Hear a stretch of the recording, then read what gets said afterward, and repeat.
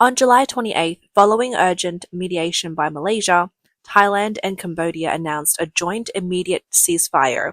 However, within hours, rocket fire resumed. F-16s continued their patrols, and artillery fire spread beyond the border. The explosions continued into the next day. By the third day, Cambodia's Ministry of Foreign Affairs accused the Thai military of torturing prisoners of war. The ceasefire, it turned out, had never been put into effect. This is a carefully orchestrated operation with precise execution and global involvement, marking the beginning of a larger global strategy aimed at decommunizing certain regions. A ceasefire can't stop what's already been set into motion. Since the first artillery shots were fired on July 24th, the tropical border of Southeast Asia has been engulfed in conflict. Rocket fire cut through the early morning sky. F-16s flew low over rice fields, civilians sought refuge in the mountains, and black smoke rose from deep within ports. A nation that once aimed to transform this land into a prosperous land of fish and rice now watches as its carefully constructed geopolitical corridor is being destroyed. What was once seen as Beijing's backyard has become a battleground. As for the ceasefire, Beijing has no role in the discussions. When it comes to negotiations, President Trump has already taken the lead. The real decision on ending hostilities will come from Washington. Act 1. The war never stopped. A carefully orchestrated escalation. On the first day after the ceasefire declaration on July 29th, Cambodia invited diplomats from 13 countries including the US, Indonesia, and Australia to observe the border. However, the observation team was immediately met with 3 explosions, the closest of which was only 3 kilometers away. Thailand explained that it was an accidental mine detonation, while Cambodia claimed it was deliberate interference. All diplomats were evacuated. The most impactful development came on July 31st, when Cambodia's Ministry of Foreign Affairs held an emergency press conference. The ministry released a list of 20 captured soldiers, accompanied by videos of their families pleading for help. The family members accused Thailand's military of torturing prisoners of war, with at least 1 confirmed death. Thailand responded firmly, calling the soldiers illegal armed scouts and asserting they were under legal investigation. At the United Nations of Geneva, a proposal to send a ground monitoring team has yet to be formally adopted. From July 24th to July 31st, each day saw civilian casualties, and every day more people fled their homes. Yet both the Cambodian and Thai governments continue to claim that the situation is cooling down. The rocket fire continues. The F-16 patrol remains active. Refugees are still fleeing, one convoy after another. Despite official statements, the situation remains unresolved. This conflict is not driven by the desire for victory alone. It is being pushed forward by external influences. This invisible force has been supplying Cambodia with rockets, assisting in the construction of military bases, and using the fish and rice corridor as a stepping stone to the Strait of Malacca. Now, the very proxy it helped create is setting fire to itself, turning Beijing's strategic investments into ruins. Act 2. Cambodia's military conflict. A border war with uneven strength. While the political situation surrounding the military conflict at the Thailand-Cambodia border remains unclear, the military confrontation reveals a stark disparity in the 2 countries' forces. Thailand's military success in capturing the strategic Phnom Muaw Peak was the biggest development in the ground battle. Phnom Muaw, located in the Lanka Mountains, sits about 3 kilometers northwest of the Bawe Summer Temple. The peak rises to approximately 150 meters, and the area in front of the mountain is a vast plain. Whoever controls this peak with artillery fire holds the strategic advantage for several dozen kilometers. Cambodia had made early preparations for this position, building a military road along the ridge in 2022. By early July this year, the Thai military noticed that Cambodia was using excavators and soldiers to dig trenches, clearly signaling their intent to prepare for battle. But these preparations were no match for Thailand's coordinated attack. On the first day, Thailand's military destroyed Cambodia's supply cable route to the mountain. With the support of low-flying F-16s, Thai infantry launched a fierce attack, eventually capturing the summit, destroying defense positions, and raising the Thai flag. Photos released after the battle showed Thai soldiers using American-made M16 rifles with M203 grenade launchers. In contrast, the Cambodian forces' captured equipment mainly consisted of AK-47 rifles, Chinese-made 56 semi-automatic rifles, and 69mm rocket launchers.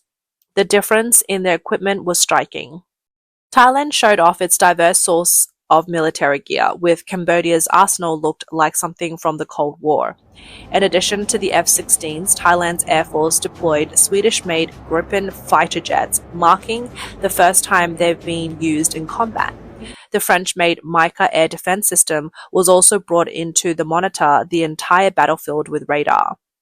Thailand's army sent M60A3 main battle tanks to the front and deployed many BTR-3 infantry fighter vehicles from Ukraine. These vehicles are praised for their mobility, firepower, and amphibious capabilities, making them ideal for the Mekong River region. Thailand is also the largest overseas user of China's 85 series armored transport vehicles, with over 400 in service, and these also appeared in this operation. Thailand also used French-made 105mm howitzers mounted on military trucks. Cambodia's most commonly used weapon was the Czech-made RM-70 122mm rocket launcher. Although these low-cost rockets created dramatic scenes, one video shows at least 20 rockets fired in just a few seconds. They lacked precision and were unable to deal any significant damage to Thailand's military bases. Cambodia's artillery also relied on the Chinese-made 96 series guns, which are copies of the Soviet D-30 howitzers. Right now, Cambodia's air defense mainly depend on short-range, shorter-launch missiles from China. Although Cambodia acquired 3 sets of China's Hongqi 12 medium-range air defense missiles in 2023, they have not been used against F-16s or Gripen jet in combat. While sporadic fighting continues, the military outcome is clear. Thailand, with its modernized and organized military force, has taken the strategic advantage, while Cambodia's forces struggled to mount an effective defense. Act 3. Beijing's backyard becomes a crematorium. The intensity of this border war is disproportionate to what might seem like a trivial territorial dispute. To understand this, it's crucial to recognize that Thailand's target has never been Cambodia's soldiers. Instead, it's been a key piece of Beijing's strategy in Southeast Asia, the Fish and Rice Corridor. The Fish and Rice Corridor sounds like an innocuous agriculture project, but it was once Beijing's most celebrated geopolitical achievement in Southeast Asia. On the surface, it's a grand agriculture cooperation initiative. Since 2023, Chinese companies led by firms from Guangxi have flooded into Cambodia's northwest, investing in rice farming and building processing plants aiming to turn the Tonle Sap Lake area into a Southeast Asian grain hub. In March 2025, China and Cambodia even held the first cooperation meeting in Beijing, and everything seemed to be thriving. Behind the facade of the Fish and Rice Corridor lies Beijing's vast and urgent strategic ambition. This is far more than just an agriculture project. It's a bold and high-risk move in the global geopolitical game. At its core, the corridor serves as a lifeline to break the so-called Malacca dilemma. The goal is to establish a direct land route from China to the Indian Ocean, bypassing American naval control. This is one of Beijing's most crucial efforts to avoid potential maritime blockades and ensure a secure supply chain. It also acts as a testing ground for the internationalization of the Chinese yuan. The investments, loans, and trade along the corridor are designed to prioritize the use of China's currency. Beijing's goal is to create a Chinese yuan circulation zone within Southeast Asia, an area traditionally dominated by the US dollar.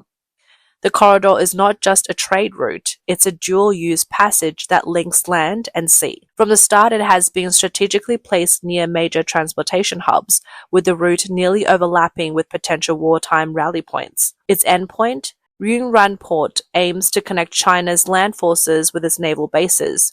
forming a land-sea integrated operational support system.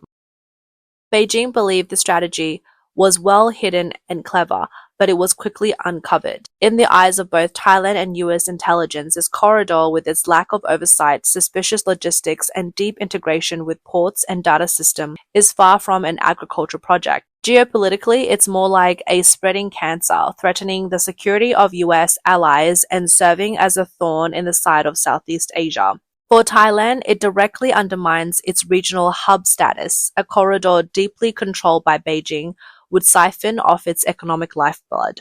Therefore, clearing its corridor is not optional, it's inevitable. The signs have been clear and actions have already started. In July 2025, Thailand's Air Force, with full US authorization, carried out a surgical strike on Cambodia's western region. Thailand's F-16s weren't independently dispatched.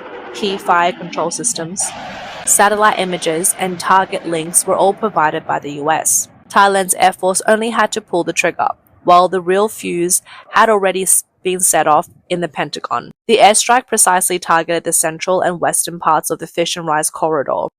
Logistic hubs disguised as modern agriculture warehouses and secret outposts that were supposed to store fertilizers but were linked to underground communications were reduced to rubble in the night sky. 3 years of planning by Beijing wiped out in just 3 minutes. This wasn't just a military defeat. It was the declaration of a failed model. It proved to all countries along the Belt and Road Initiative that Beijing's economic promises crumble in the face of hard power. Beijing is unable to protect its core assets overseas. Beijing's response only heightened the strategic humiliation. It had no counteraction. Its media were silent, with only one move showing the truth. On July 26, China's embassy in Phnom Penh notified non-essential personnel to evacuate. This was an open admission that Beijing had lost its ability to protect its projects and citizens in the region, abandoning its own people in times of crisis. This collapse of confidence would quickly spread like a plague among other Chinese proxies still watching from the sidelines. When Beijing attempted to push for multilateral talks, but was met with polite refusals from both Cambodia and Thailand, it marked the complete failure of its geopolitical control. The fish and rice corridor, once a highly anticipated strategic artery, has now been strategically amputated. Act 4. This is not a border conflict, it's a strategic cleanup. From the very beginning, this war has never been about a dispute between Thailand and Cambodia. It is a meticulously planned and executed clearing operation, with Washington pulling the strings and all sides cooperating. Back on February 24th, U.S. Pacific Army Commander General Clark visited Phnom Penh. Officially, the visit was about restoring anti-terror cooperation, but in reality, it was the start of the battlefield scanning mode, where he personally assessed the ports, warehouses, and military potential of the fish and rice corridor set up by Beijing and Cambodia. The very next day, the large-scale US-Thailand Cobra Gold joint military exercises began in Thailand. Unlike previous drills, this time the exercises include scenarios simulating border proxy wars, specifically training for how to deal with Chinese-assisted forces. In military terms, this is called asymmetric conflict, and politically it is referred to as scripted warfare. As soon as the exercise concluded, Cambodia's military immediately deployed BM-21 rocket launchers and drone reconnaissance units along the border. A faction of the Cambodian president of the Senate, Hun Sen, was sent to the disputed area. During this period, Beijing chose silence, with its state media pretending to be unaware. The signals for this strategic cleanup has been sent earlier. During the phone call crisis, Hun Sen had openly warned that within 3 months, Thailand must change its prime minister and that the Thaksin family must go. Sure enough, on July 1st, Thailand's political landscape shook as the ruling coalition Phi Phong Thien collapsed and the prime minister's position was suspended by the Constitutional Court. The dream of a political comeback by the Thaksin family was crushed. Hun Sen's regime, which had risen and solidified with the help of the Chinese Communist Party, CCP, made the choice to align with the US, not simply as an act of betrayal, but as an inevitable decision for survival amidst both internal and external pressures. This decision was shaped by a combination of external pressures, domestic crisis, and long-term strategic positioning. First, there was the external survival crisis. Cambodia's economy is entirely dependent on its relationship with the US. Its total GDP is about $36 billion US dollars, with $27 billion US dollars in exports to the US alone, accounting for 75% of its GDP. When the US threatened to sever its economic lifeline with tariffs, it was like a gun pointed directly at Hun Sen's regime. Any loans or assistance from China seemed insignificant compared to access to the US market. Politically, in the context of a global anti-China alliance, continued ties with China were no longer a shield but a target, drawing fire from international isolation and sanctions.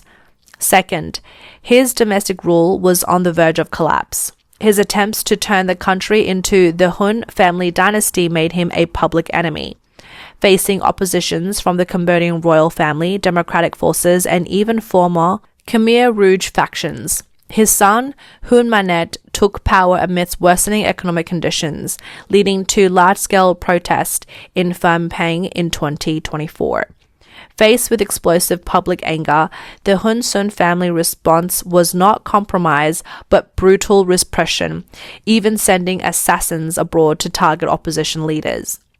Even more damaging, the opposition exploited Hun Sen's weakness by turning nationalism against him, accusing him of being soft on foreign policy. As domestic tensions grew too strong to ignore, launching a war became his only option. It offered a way to shift attention, appear tough, and solidify his son's leadership. Finally, the deepest reason for his shift lies in his profound distrust of the CCP, a relationship he had been carefully preparing to escape for nearly 30 years. Hun Sen knew that Beijing's multi-pronged strategy and its support for his opponent had made their relationship inherently fragile. In 1995, he sent his eldest son, Hun Manet, to the U.S. military academy at West Point. This 1999 graduate's resume was in itself a delayed loyalty pledge to the U.S. This move signaled that he had already planned a pro-US fallback for his family and had created a crucial communication bridge to build trust with senior US military officials such as General Clark.